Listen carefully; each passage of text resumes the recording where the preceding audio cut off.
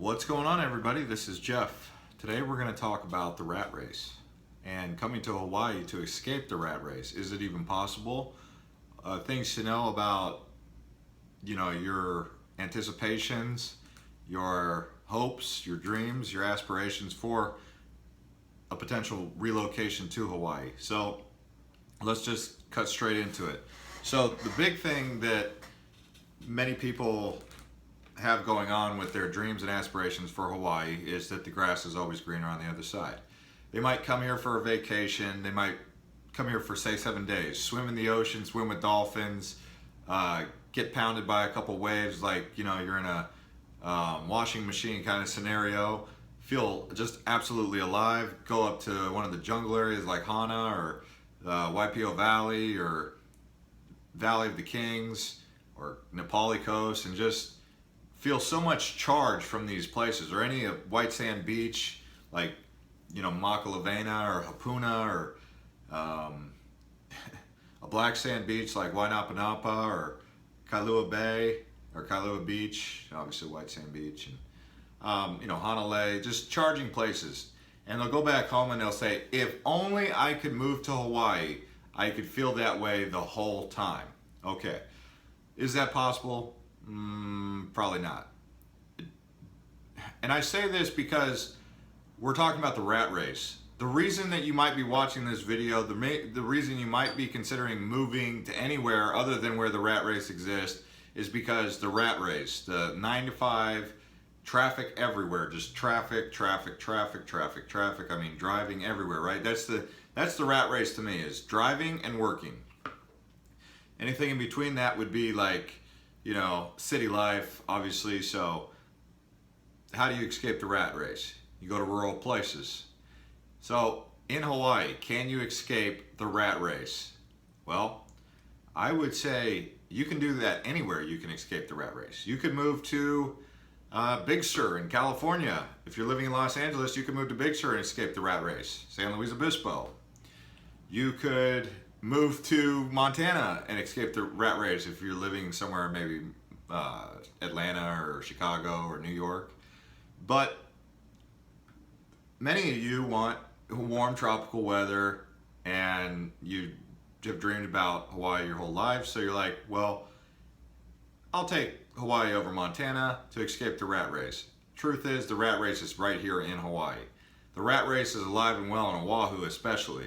As a matter of fact, the more people try to escape the rat race on the mainland to move to Oahu, has just elevated and just launched the rat race in Oahu, and it's like going up. I mean, it's gotten to a point of monumentally disproportionate levels, meaning like so many people are on Oahu that literally when they say that Oahu is sinking, they might not just be out of their mind, literally.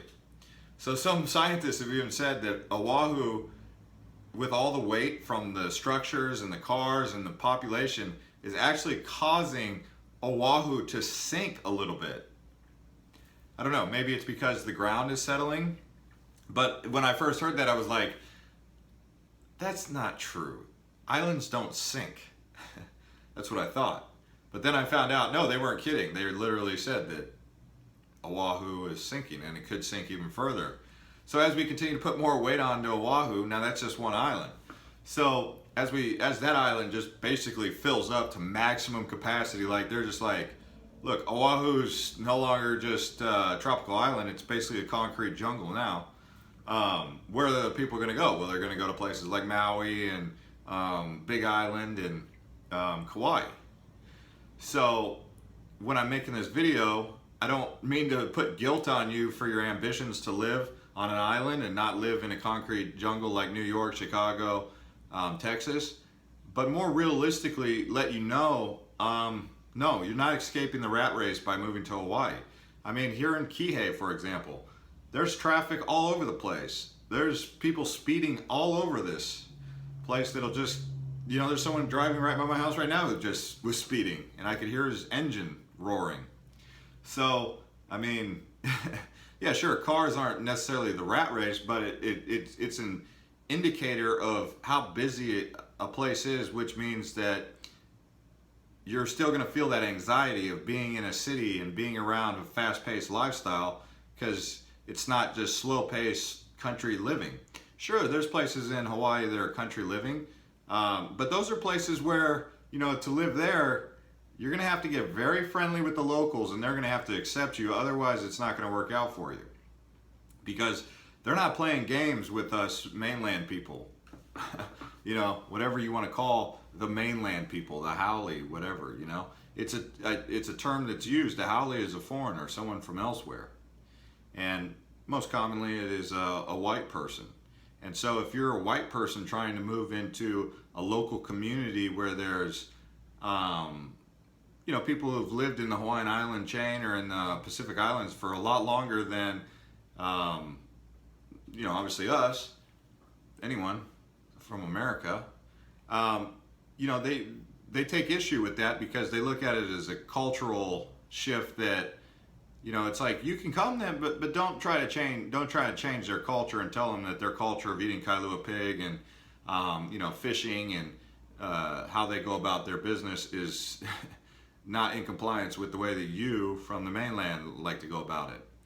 And I say that because you'll see the signs that say Hawaii is not America. Whether you politically say BS it is, check out the state graph. Hawaii is clearly answering to Washington. That doesn't matter to them. They'll tell you straight up, Hawaii is not America. So the rat race, but the rat race is growing around them. Like the locals, they're being brought into the rat race that's growing all over the islands. And as Hawaii, the state of Hawaii, grows in population and more tourists come here, that becomes an issue. So some of you have messaged me before saying, you know, I'm done with the mainland. I feel like I'm up against a rock and a hard place. I feel like the mainland is just driving me nuts. I don't know where else to go but Hawaii. Well, maybe you're getting called. Maybe you should come. But I will say that just remember, for each time there's someone like you or me or someone else that moves here, the rat race is coming. So obviously that's really easy for me to say, as someone who's come a transplant myself, lived here for 3 years and was in your shoes, like getting called to Hawaii. I'd say answer the calling. But if you're trying to force it and think that you're gonna escape the rat race, I would say not gonna happen. The rat race is gonna catch you here, and it's here. Sure, yeah, it's easier to be a part of the rat race in Hawaii and go to a beach in the tropics than it is to, you know, go to Lake Michigan and post up on a beach, you know, in November, right? Like, who wants to do that? There's no such thing, right? November, you can do a beach here in Hawaii, you know, so that's something to consider. But the point is are your stress levels going to go down? You're going to trade one stress for another is what ends up happening. You don't just like say bye-bye, sayonara to stress. So, you know, the stresses that are going to be coming up on you here are going to be the stress of missing your family, having to fly a long ways to get home every time you want to go, paying more money than you've ever paid before for every single commodity, from food all the way down to merchandise and rent and gas, and all that stuff is just going to be marked up. And then you're going to be dealing with whether or not there's jobs to you know, handle your expenses that are going out. So that stress alone can take away from your enjoyment of being in paradise. So do I make this video to scare you away from chasing your ambitions? No. Do I make this video to enlighten you about things to consider? Yes. Like, I get a lot of comments, questions. Hey Jeff, I'm getting ready to buy land in Hawaii. Okay, that's a common thing. That was my initial thing. I never actually bought land, but I thought I was going to. And I was glad that I didn't, and that I actually rented property first, because the cheap land sometimes is not really even worth it. And the expensive land, you got to find a way to pay for that.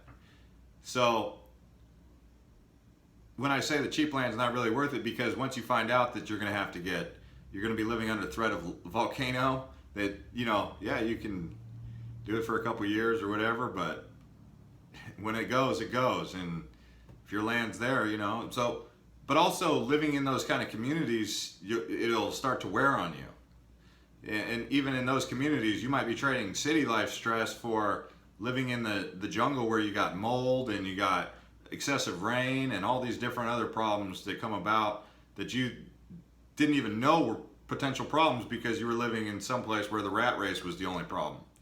So, yeah. I mean, if you have any questions about why I'm being so blunt with you here, you can ask in the comments. I don't care. I have no problem answering the question. I'm not even trying to be a jerk.